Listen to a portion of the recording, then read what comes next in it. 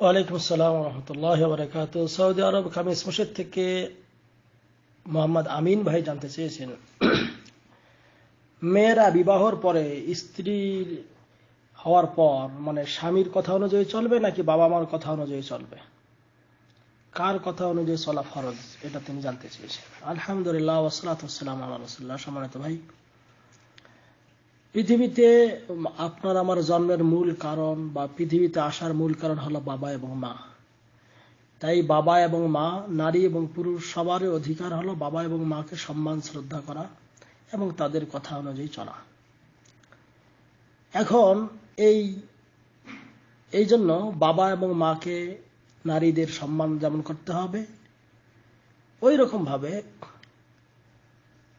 যে বিবাহ করে নিয়ে আসবে স্ত্রীর অধিকার হলো সেই স্বামীর কথা মোতাবেকও চলা। প্রত্যেকের হক রয়েছে, এই হকটা প্রত্যেকের হককে যথাযথভাবে প্রদান করাই হলো ইসলামী শরীয়তের মূলনীতি। তবে হ্যাঁ, প্রাণীধনের ক্ষেত্রে অবশ্যই বিবাহের পরে নারীদের কর্তব্য হলো স্বামীর কথা মোতাবেক তাদের জীবনযাপন করা। এ ব্যাপারে শেখুল ইসলাম ইবনে তাইমিয়া রাহিমাহুল্লাহ তার ফতোয়া গ্রন্থের মধ্যে উল্লেখ করেছেন যে আল মারআতু ইযা তাজাওয়াজাত كان زوجها أملك بها من أبويها وطاعة زوجها عليها أوجب। অর্থাৎ তিনি বলছেন যে নারীরা যখন তাদের বিবাহ হয় তখন তার অধিকারের ক্ষেত্রে, তার দায়িত্বের ক্ষেত্রে, তার এই স্ত্রীকে পরিচালনার ক্ষেত্রে বাবা মায়ের চেয়ে স্বামী বেশি হকদার।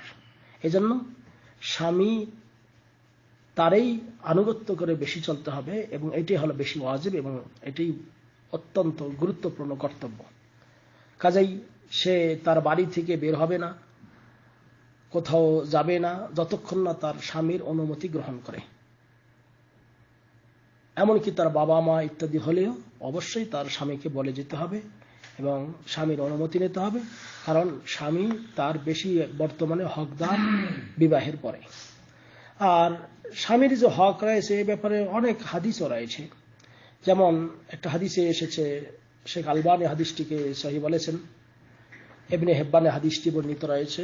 আল্লাহ নবী সাল্লাল্লাহু আলাইহি ওয়াসাল্লাম বলেছেন, ইজা সাল্লাতিল মারআতু খামসাহা, নারীরা যদি 5 ওয়াক্ত নামাজ পড়ে, ওয়া সামাত শাহরা, রমজান মাসে রোজা রাখে, ওয়া হাসানাত ফারজাহা, তার লজ্জাস্থানের হেফাজত করে, ওয়া আতাআত যাওজাহা, এবং তার স্বামীর আনুগত্য করে, তাহলে কিলা লাহা, তাকে বলা হবে উদখুলিল জান্নাহ মিন আইয়ি আবওয়াবিল জান্নাতি শি'ত, তুমি জান্নাতে প্রবেশ করো, জান্নাতে যে দরজা দিয়ে জান্নাতে যেতে চাও যেতে পারবে। আল্লাহু আকবার। তো এইখানে ওই নারীর কিন্তু বাবা মা আছে, কিন্তু তার কথা এখানে বলা হয়নি।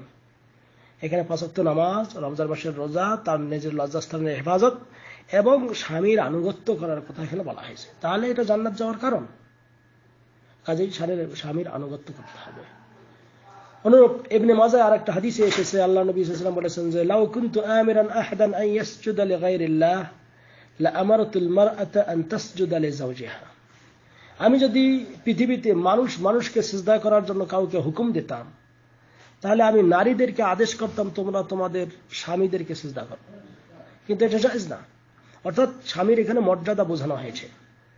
ওয়াল্লাযী নাফসু মুহাম্মাদ বিয়াদিহি লা তুআদ্দিল মারআতু হাক্কা রাব্বিহা হাত্তা তুআদ্দি হাক্কা যাওজিহা, এমনকি প্রিয় নবী বলেছেন যে আপনি আপনার রবের হকও ততক্ষণ পর্যন্ত আদায় করতে পারবেন না যতক্ষণ স্বামীর হক আদায় করবেন না। এমনকি লাউ সাআলাহা নাফসাহা ওয়া হিয়া আলা কাতাবিম লাম তামনাহু, এমনকি স্বামী যদি আপনার এমন অবস্থায় আপনার কাছে আপনার